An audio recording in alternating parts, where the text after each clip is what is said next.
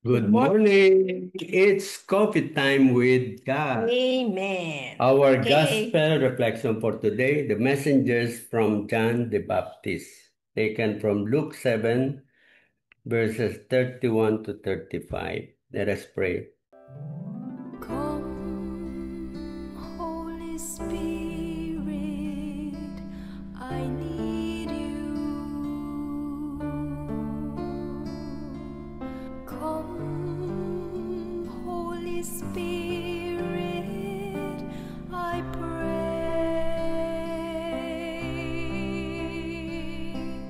Come with your strength and your power.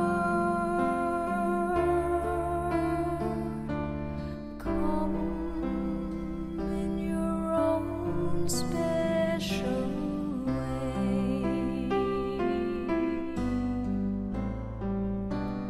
Come like a spring in the desert.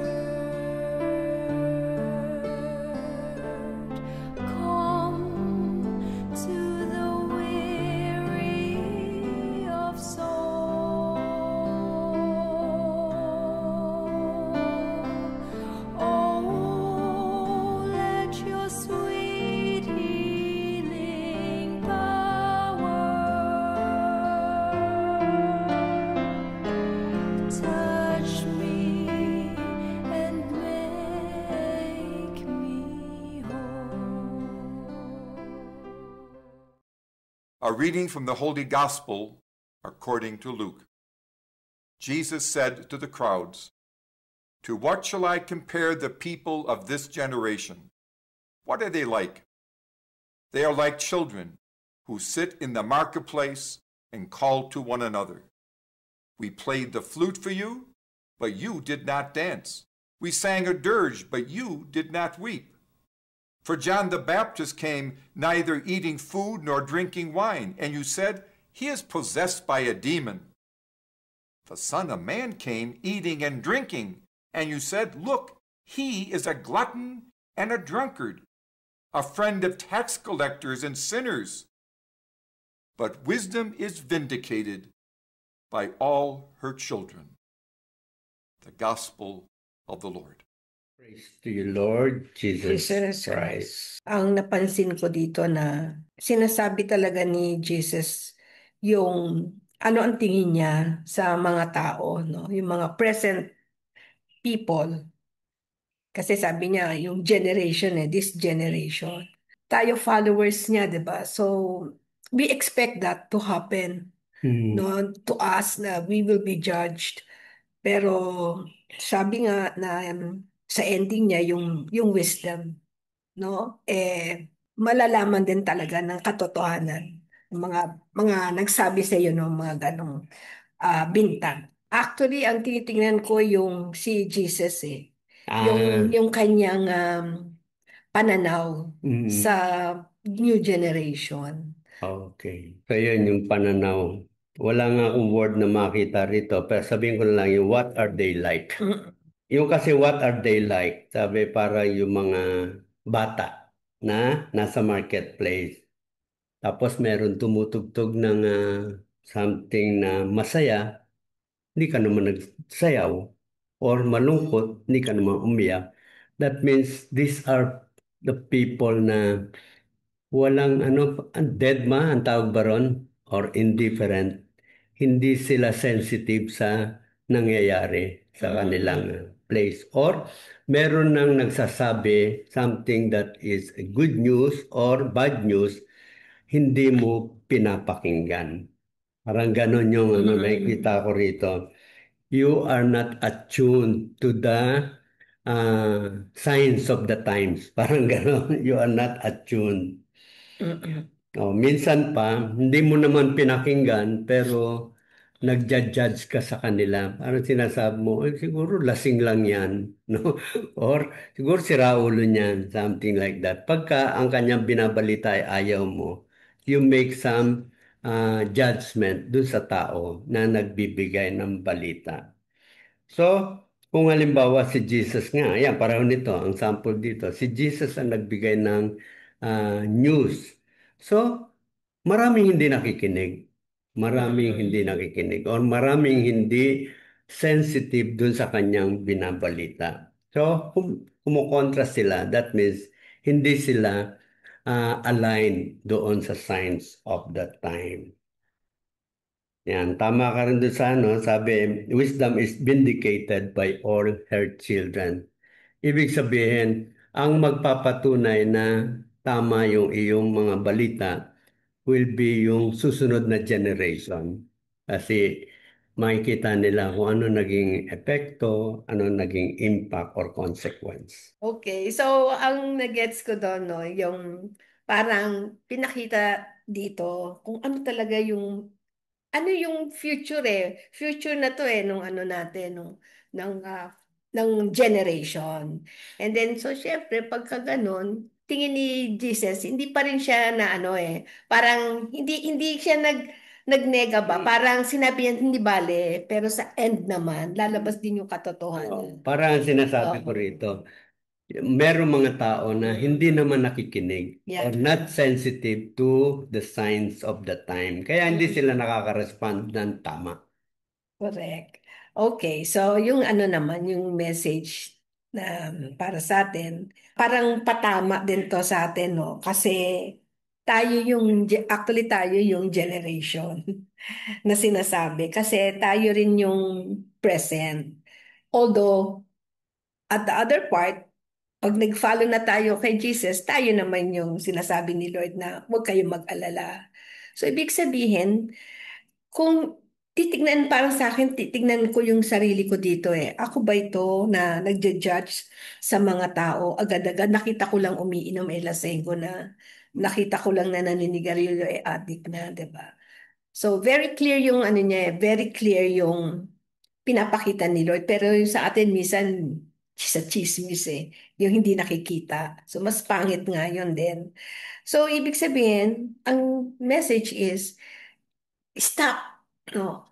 Kung kaya natin tumigil sa pag-judge sa mga tao, gawin na natin dahil nakita natin dito na it will not do you any good. Walang panghahantungan, walang kararatnan. Kasi ang ending din naman, lalabas din talaga yung katotohanan.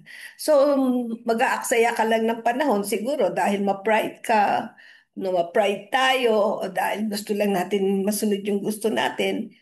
So, nagiging ganito tayo. Pero kung nabasa natin to, alam naman natin na kay God pa rin, si God pa rin talaga ang makikita, ang masusunod, yung katotohanan ang lalabas.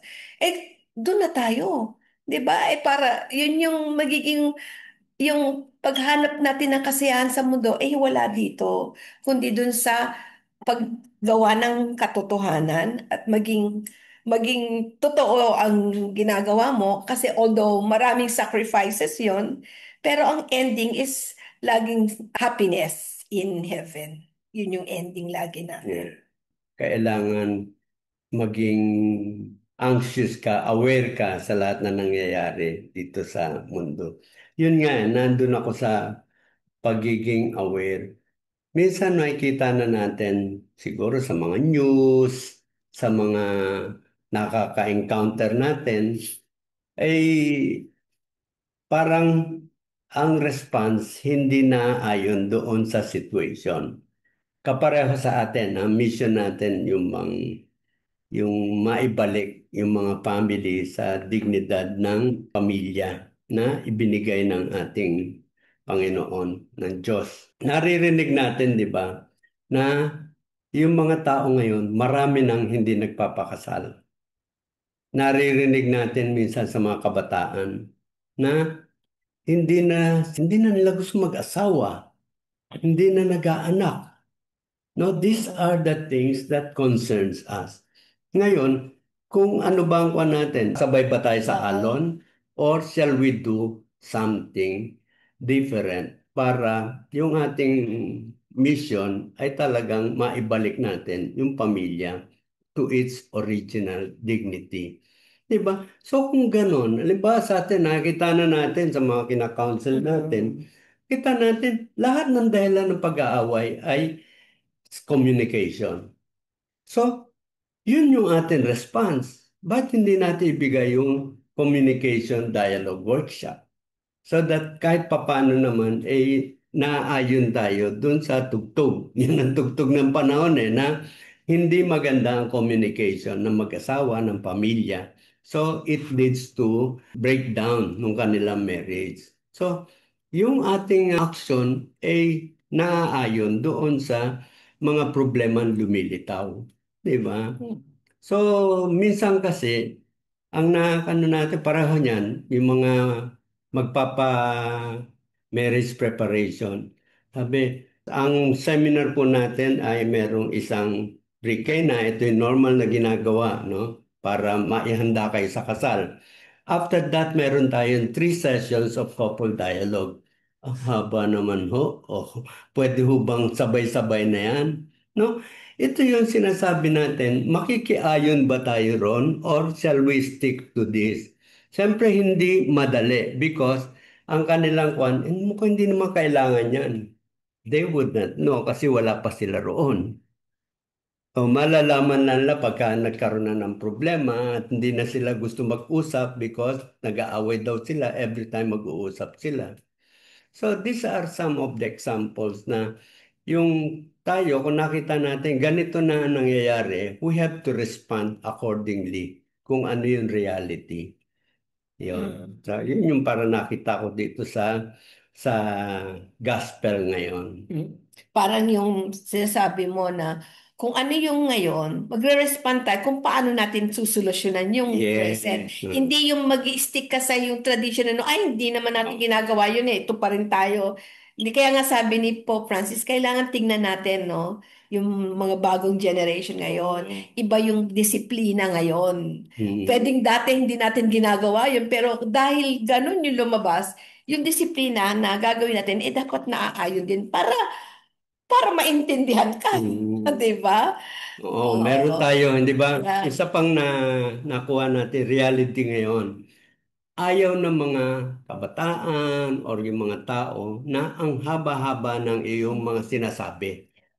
Di ba? So, in-address natin yon. Instead na tayo magbibigay ng katuruan, teachings, ang ginawa natin, it is a workshop. O, gawin ninyo and then we will just give you an input kung ano ang mga ginawa ninyo. Di ba? Pinoprocess natin. May teaching, maiksi lang. 30 Maiksi minutes, lang. 15 Yeah. minutes, hindi may isang oras Yan. talaga. Ngayon, mga tao pagka Oo. bumaba na talagang lumilipad na ang kanilang Talaga isipan. naman, Ang dami talaga na din, lang oo. iniisip na iba. Yun yung kailangan sumabay po tayo doon. Hindi yung porket, hindi, kailangan tapusin yun. Hindi tayo pwede yung sinauna pa. Yeah. Kailangan sumunod tayo. Yan, nag-a-adjust tayo sa tugtog ng Oo. panahon. So, hindi po tayo sumama, pero yung sinamahan na, nagbago tayo para maintindihan tayo nung bago. Yes. Hindi pwedeng yung old, tapos ano mo dun sa new, di ba? Oo, hindi natin pwede ipilit. Oo. Kasi noong time na yun, mahaba importante sa kanila yan Lalo na yung generation, nga iba na yung mga pananaw nila compare nung noon. So talagang kailangan din talaga tayong magbago. Hindi tayo sumasama pero binabago natin para maintindihan nila. Para maintindihan nila yung gusto natin Yeah. iparating sa kanila. Kasi Magiging pagka mahaba, kahit na ang ganda ng sinasabi natin, hindi naman sila nakikinig. Yun nga para madali nilang matanggap kasi they were brought up that way. Ngayon, sa generation ngayon ganun Tayo na yung mag-adjust. Total maganda naman yung intention natin. 'Di ba? So the Lord will be with us. Yeah. Amen. Okay, so see you again tomorrow in our coffee time with God. Amen.